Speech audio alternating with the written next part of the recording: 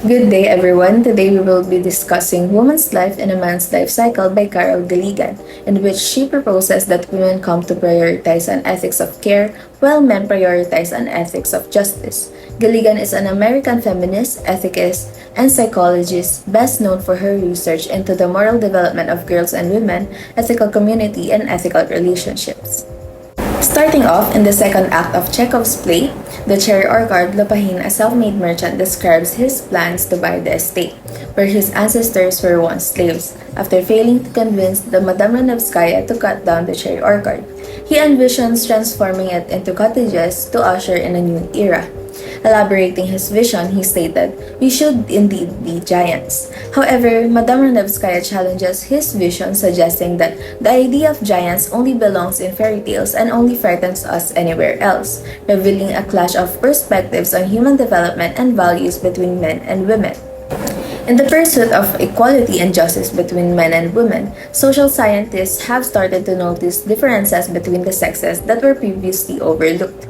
This realization comes when theories that were once thought to be unbiased actually show a consistent bias towards one gender. It's like realizing that what we thought was fair and objective might actually be influenced by our own perspectives and experiences.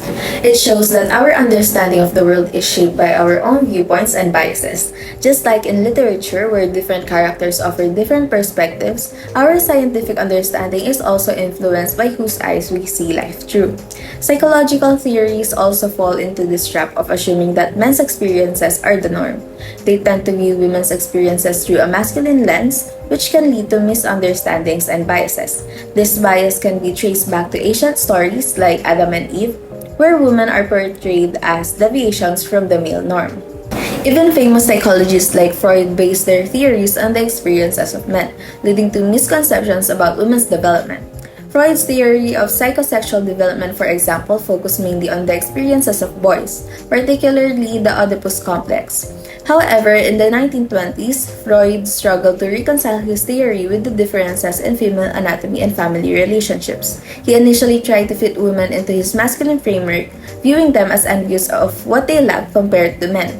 Eventually, Freud acknowledged that women's early attachments to their mothers were significant in their development, but he still considered these attachments as contributing to women's supposed developmental shortcomings.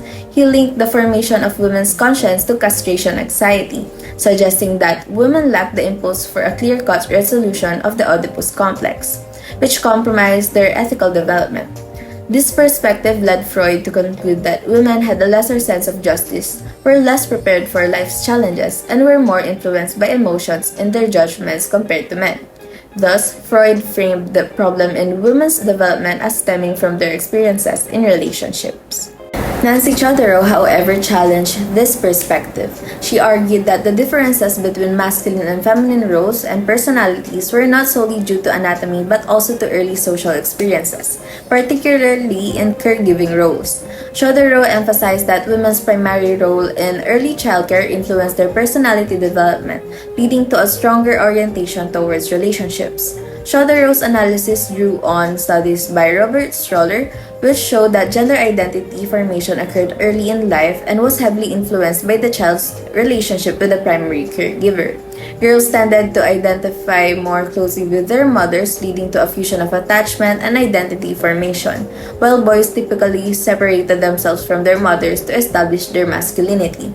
For girls, feeling attached to their mothers doesn't affect how feminine they feel. While boys find intimacy challenging, girls struggle more with establishing their independence. As a result, male development focused more on individuation and ego boundaries, while female development emphasized relational connections. Chodorow's perspective highlighted the importance of early social experiences in shaping gender identity and challenged Freud's notion of women's developmental deficiencies.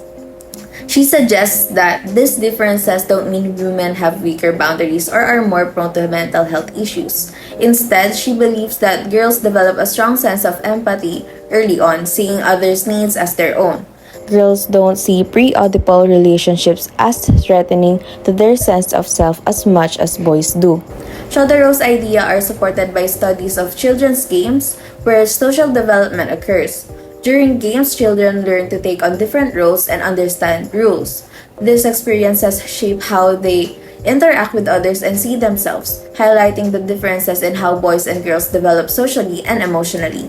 Janet Lever studied how boys and girls play differently during elementary school years. She observed fifth grade children and found that boys play outdoors more, in larger groups, and play competitive games that last longer. Boys are also better at resolving disputes during games, which keeps their games going. Girls, on the other hand, tend to end games when disagreements arise. Lever's findings support Piaget's observation that boys are more interested in making and enforcing rules during games, while girls are more flexible and less concerned with strict rule following. She also suggests that boys' play teaches them skills like independence and organization needed for group activities, while girls' play emphasizes cooperation and empathy, which are important for understanding others' feelings. Ultimately, Lever implies that girls may need to adopt more traditionally masculine styles of play to succeed in certain aspects of adult life. Chodorow and Lever observe how boys and girls grow up differently, starting from their relationships with their mothers and continuing through their childhood play. These differences shape their social experiences and perspectives as they reach puberty. Freud noted that boys experience a surge in sexual energy during puberty while girls face repression, which he believed was crucial for accepting femininity. This process can lead to girls feeling inferior and developing a sense of wounded narcissism. Erikson's model highlights the issue that female adolescence presents for human development theories. Erikson outlined 8 stages of psychosocial development, with adolescence being the 5th. At this stage, individuals need to develop a strong sense of self to navigate adulthood. Erik Erikson's theory suggests that individuals go through various stages of development, and each stage presents a specific crisis that must be resolved for development. In infancy, the crisis is between trust versus mistrust, which sets the foundation for relationships. As children grow, they face the crisis of autonomy versus shame and doubt, where they begin to assert their independence. This is followed by the stage of initiative versus guilt, during which children explore their capabilities while navigating social expectations. This then is followed by the Oedipal period, where children join and learn what their parents do to compete with them. Thus, in middle childhood, the focus shifts to industry versus inferiority, as children strive to demonstrate competence and build self-esteem by mastering skills relevant to their culture. Finally, adolescence marks the transition to forging a unique identity based on personal beliefs and values. However, Erikson's theory mainly focuses on the male experience, where identity precedes intimacy and generativity. For females, Erikson suggests a slightly different sequence. Girls may prioritize intimacy alongside identity, finding themselves through relationships rather than individual exploration. The idea is that females may seek identity through connection with others and may prioritize relationships as a means of self-discovery and fulfillment. Erik Erikson's theory suggests that males and females experience identity and intimacy differently throughout their life cycles. In his model, male identity formation is emphasized as essential before intimacy, while for females, identity and intimacy are closely intertwined. This perspective influences how individuals navigate relationships and self-discovery. In male adolescence, the emphasis is on individuation and separation from parental figures, often depicted in stories like The Three Languages, where a son must confront and overcome challenges to prove his worth. On the other hand, female adolescence is often depicted in stories like Snow White and Sleeping Beauty, where passivity and waiting for a partner characterize the narrative. These tales emphasize the interpersonal aspect of identity formation, as girls awaken to marry a prince and find fulfillment through relationships. Moreover, in stories like Mulan, men are drafted to serve in the military, so when the time came, she dressed like a man to take his father's spot. Just like the fantasy of the woman warrior in Maxine Hong Kingston's novel, which reflects all tales, it's often suggested that adventurous activities are usually seen as something men do. If a woman wants to take part in such adventures, she must dress like a man. All in all, Erikson's theory and fairy tales portray a dichotomy in gender roles, where males are encouraged to pursue individual achievement and females are oriented towards relational fulfillment. This perspective shapes societal expectations and influences how individuals perceive themselves and their relationships. Now, next up, we move to the topic of sex roles, competitive achievements, and moral development. Firstly, we talk about David McClelland, which is a psychologist that gave insights about the given topic, which are sex differences. He stated that sex roles have a great influence on human behavior and that sex differences are prominent in every studies. Although within these studies, it was very hard to talk about differences without using the words better or worst. A point of reference has to be made, which is, in this case, it was men. The reason for this is because research data was predominantly gathered by from their interpretations. Given this stance, psychology stated that male behavior should be the norm and that female behavior was regarded as a sort of deviation of that norm. This is why kung ang mga babae hindi sila nagko-conform sa psychological expectation of the norm, it is instantly concluded na there is something wrong sa mga babae. Matina Horner in fear na yung mga mali sa mga babae is yung anxiety na napapakita nila sa competitive achievement. Pero bakit nga ba niya ito nasabi? Well, kasi dati gumagamit yung mga tao ng TAT or yung Thematic Apperception Test, which is isang test para i-assess yung human motivation and i-reveal yung human interpersonal relationships, which it is stated that mostly it is plagued with sex differences that confuses and complicated the process of data analysis. Paano? Well, kasi itong TAT or yung Thematic Apperception Test is basically 31 picture cards that serves a stimuli for stories and descriptions about relationships and social situations. Pero makikita dito na mostly it was plagued with sex differences which then lead to the confusion and complication sa pag-process ng data analysis. Now with this, the test has shown that women always viewed the situations differently or that situations arouses a different kind of response from them. Going back sa study ni McClelland, he identified that there are two things that motivate people to achieve their goal, which is hope, success, and fear of failure. But on his study, he also saw that women have one more motivation, which is fear of success. Pero bakit nga ba merong fear of success ang mga babae? Well, this is because of a demonstration of competence is defined as masculine. And dahil takot sila na mawala yung femininity nila and kasama na dito yung rejection from the society, nagiging anxious ang mga babae, which leads them to losing aspiration and remove any positive feelings towards the term success. Si George Sasson naman, sinabi niya na ang mga babae daw ay mayroong fear of success kasi they have a heightened perception on the other side of competitive success. And ito yung great emotional cost. Basically, sinasabi lang niya na ang isang success ng isang babae ay makaka-apekto sa maraming tao. And these different reactions and perceptions about this will give toll sa babae. Especially if itong toll na to ay in the negative side of things, which means it might be panlalait or judgment or problema in general. Sinabi rin ni Sassen yung pag-point out ni Horner patungkol sa success anxiety ng mga babae ay andyan lamang if yung achievement was directly competitive. Ibig sabihin lang nito na nafe-feel lang daw ng mga babae ito kapag feel nila is yung success nila ay kapalit ng loss or downfall ng isang tao. An example of this na binigay sa written work is yung story ni George Bernard Shaw. Incompetent si George Bernard Shaw sa field of work niya, pero despite dito, di siya na-expel but in fact mas lalo pa siya napastay sa line of work niya. This circumstance wherein men obtain success despite doing minimal effort is determined to cause a slower growth in their personal development. This is because they tend to stay and commit to a field that they do not work any passion for. Then this begs the question, why do men show such readiness to adopt and celebrate a narrow vision of success?